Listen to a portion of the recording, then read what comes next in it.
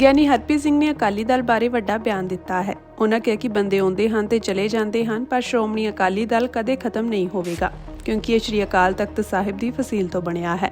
ਉਹਨਾਂ ਇਹ ਵੀ ਕਿਹਾ ਕਿ ਮੈਂ 5 ਮੈਂਬਰੀ ਕਮੇਟੀ ਦੇ 5 ਮੈਂਬਰਾਂ ਦੀ ਤਾਰੀਫ ਕਰਦਾ ਹਾਂ, ਉਹ ਅਡੋਲ ਖੜੇ ਹਨ। ਸੰਗਤ ਨੂੰ ਵੀ ਇਸ 5 ਮੈਂਬਰੀ ਕਮੇਟੀ ਨੂੰ ਸਹਿਯੋਗ ਦੇਣਾ ਚਾਹੀਦਾ ਹੈ। ਉਹਨਾਂ ਕਿਹਾ ਕਿ ਇਹ 5 ਬੰਦੇ ਗੁਰੂ ਦੇ ਸਿਧਾਂਤਾਂ ਉੱਤੇ ਪਹਿਰੇਦਾਰੀ ਕਰਦੇ ਹਨ ਤੇ ਜਿਹੜਾ ਗੁਰੂ ਦੇ ਸਿਧਾਂਤਾਂ ਨਾਲ ਖੜ ਜਾਂਦਾ ਹੈ ਉਹ ਅਡੋਲ ਰਹਿੰਦਾ ਹੈ।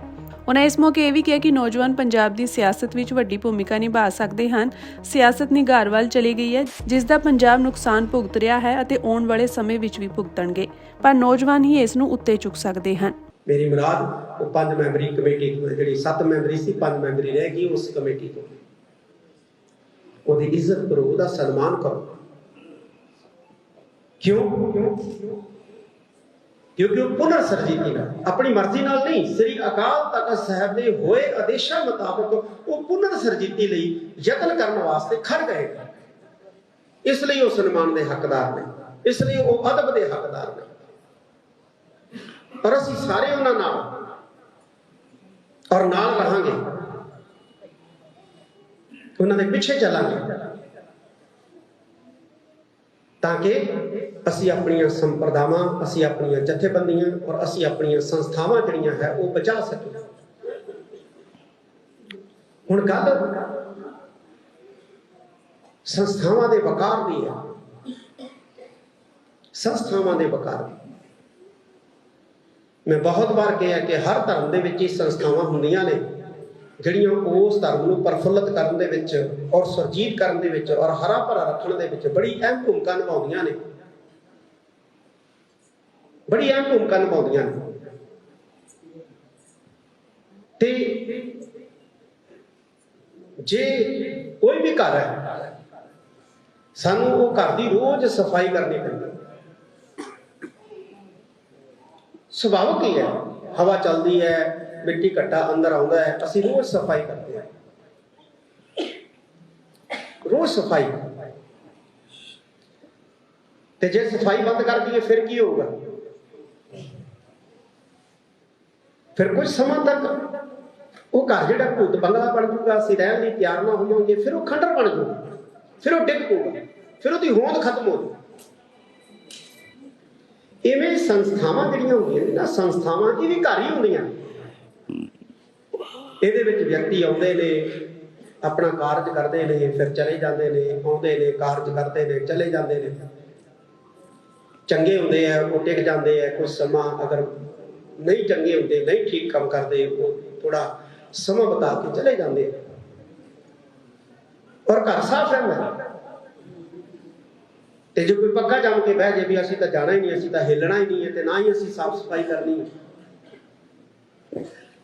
ਫਿਰ ਖੰਡਰ ਬਣਦਾ। ਅਸੀਂ ਆਪਣੀਆਂ ਸੰਸਥਾਵਾਂ ਨੂੰ ਖੰਡਰਾਤ ਦੇ ਵਿੱਚ ਤਬਦੀਲ ਨਹੀਂ ਹੋਣਾ। ਅਸੀਂ ਆਪਣੀਆਂ ਸੰਸਥਾਵਾਂ ਨੂੰ ਖੰਡਰਾਂ ਦੇ ਵਿੱਚ ਤਬਦੀਲ ਨਹੀਂ ਹੋਣ ਦੇਣਾ।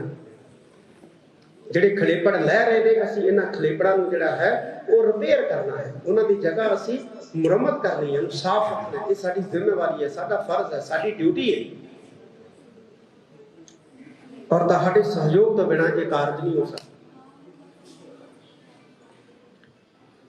ਅੱਜ ਨੌਜਵਾਨਾਂ ਨੂੰ ਅਪੀਲ ਹੈ, ਪਹਿਲਾਂ ਵੀ ਬਹੁਤ ਵਾਰ ਨੌਜਵਾਨਾਂ ਨੂੰ ਅਪੀਲ ਕਰਦਾ, ਕਿਉਂਕਿ ਨੌਜਵਾਨਾਂ ਕੋਲ ਵਿਜ਼ਨ ਹੈ। ਚਾਹੇ ਨੌਜਵਾਨ ਲੜਕੀ ਹੈ ਚਾਹੇ ਲੜਕਾ, ਆਪਣਾ ਫਰਜ਼ ਸਮਝੀਏ, ਪੰਥਕ ਫਰਜ਼ ਸਮਝੀਏ ਔਰ ਪੰਥਕ ਫਰਜ਼ ਸਮਝ ਕੇ ਅਸੀਂ ਆਪਣੀਆਂ ਸੰਸਥਾਵਾਂ ਨੂੰ ਬਚਾਉਣ ਵਾਸਤੇ ਅੱਗੇ ਆਈਏ। ਮੈਂ ਇੱਕ ਵਾਰ ਪਹਿਲਾਂ ਵੀ ਕਿਹਾ ਸੀ ਕਿ ਅੱਜ ਲੜਾਈ ਜਿਹੜੀ ਹੈ ਨਾ, ਉਹ ਨੈਰੇਟਿਵ ਦੀ ਹੈ। ਨੈਰੇਟਿਵ ਦੀ ਸਾਡੀਆਂ ਸੰਸਥਾਵਾਂ ਖਿਲਾਫ ਇੱਕ ਨੈਰੇਟਿਵ ਸਿਰਜਿਆ ਜਾ ਰਿਹਾ ਹੈ। ਉਹਦੇ 'ਚ ਸਰਕਾਰਾਂ ਵੀ ਵੱਡਾ ਯੋਗਦਾਨ ਪਾਉਂਦੀਆਂ ਨੇ। ਸਾਡੀਆਂ ਸੰਸਥਾਵਾਂ ਦੇ ਖਿਲਾਫ ਜੋ ਨੈਰੇਟਿਵ ਸਿਰਜਿਆ ਜਾ ਰਿਹਾ ਹੈ, ਜਾਂ ਸਿਰਜਣ ਵਾਸਤੇ ਹੁਣ ਆਪਣੇ ਵੀ ਪਾਉਣ ਲੱਗ ਪਏ। ਉਸ ਸਿਰਜੇ ਜਾ ਰਹੇ ਨੈਰੇਟਿਵ ਨੂੰ, ਚਾਹੇ ਸਰਕਾਰਾਂ ਵੱਲੋਂ ਸਿਰਜਿਆ ਜਾ ਰਿਹਾ ਹੈ ਜਾਂ ਕੁਝ ਆਪਣੇ ਕਹਾਉਣ ਵਾਲਿਆਂ ਵੱਲੋਂ ਸਿਰਜਿਆ ਜਾ ਰਿਹਾ, ਜਿਹੜਾ ਨੈਰੇਟਿਵ ਸਾਡੀਆਂ ਸੰਸਥਾਵਾਂ ਨੂੰ ਡੈਮੇਜ ਕਰਨ ਵਾਸਤੇ ਸਿਰਜਿਆ ਜਾ ਰਿਹਾ ਹੈ, ਅਸੀਂ ਉਸ ਨੈਰੇਟਿਵ ਨੂੰ ਕਰੈਕ ਕਰਨਾ ਹੈ। ਕਿੱਥੇ ਸਿਰਜਿਆ ਜਾ ਰਿਹਾ? ਸੋਸ਼ਲ ਮੀਡੀਆ ਤੇ।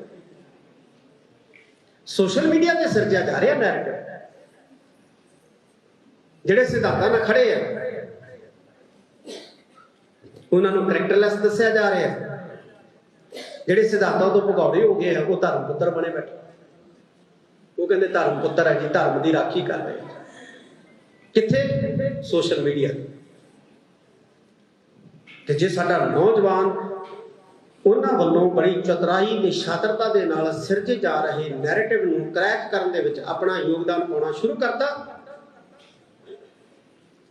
ਫਿਰ ਅਸੀਂ ਉਹਨਾਂ ਦੇ ਸੁਪਨਿਆਂ ਨੂੰ ਚਕਨਾਚੂਰ ਕਰ ਸਕਦੇ ਹਾਂ। ਫਿਰ ਉਹਨਾਂ ਦੇ ਸੁਪਨਿਆਂ ਨੂੰ ਅਸੀਂ ਢਹਿ ਢੇਰੀ ਕਰ ਸਕਦੇ ਹਾਂ। ਅੱਜ ਉਹਨਾਂ ਦੇ ਸੁਪਨਿਆਂ ਨੂੰ ਢਹਿ ਢੇਰੀ ਕਰਨ ਦਾ ਬਹੁਤ ਵੱਡੀ ਜ਼ਰੂਰਤ ਹੈ, ਬਹੁਤ ਵੱਡੀ ਜ਼ਰੂਰਤ ਹੈ। ਅਸੀਂ ਕਿਸੇ ਦੇ ਕੋਈ ਜਾਤੀ ਵਿਰੋਧੀ ਨਹੀਂ ਹਾਂ, ਕਿਸੇ ਦੇ ਜਾਤੀ ਵਿਰੋਧੀ ਨਹੀਂ ਹਾਂ, ਪਰ ਜਿਹੜਾ ਆਪਣੀਆਂ ਪਰੰਪਰਾਵਾਂ ਤੋਂ ਮੂੰਹ ਮੋੜ ਲਏ ਤੇ ਫਿਰ ਉਸ ਵੱਲ ਮੁੱਖ ਕਰੀ ਰੱਖਣਾ, ਇਹ ਸਾਡਾ ਜ਼ਮੀਰ ਇਜਾਜ਼ਤ ਨਹੀਂ ਕਰਦਾ। ਇਸ ਕਰਕੇ ਮੈਂ ਬੀਬੀਆਂ ਨੂੰ ਵੀ ਇਹੋ ਅਪੀਲ ਕਰਦਾ, ਔਰ ਜਿੰਨੇ ਨੌਜਵਾਨ ਬੈਠੇ ਨੇ, ਸਿੰਘ ਬੈਠੇ ਨੇ, ਉਹਨਾਂ ਨੂੰ ਵੀ ਅਪੀਲ ਕਰਦਾ ਕਿ ਵੱਧ ਤੋਂ ਵੱਧ ਗਿਣਤੀ ਦੇ ਵਿੱਚ ਆਪਾਂ ਕਾਫਲੇ ਦਾ ਹਿੱਸਾ ਬਣ ਜਾਈਏ।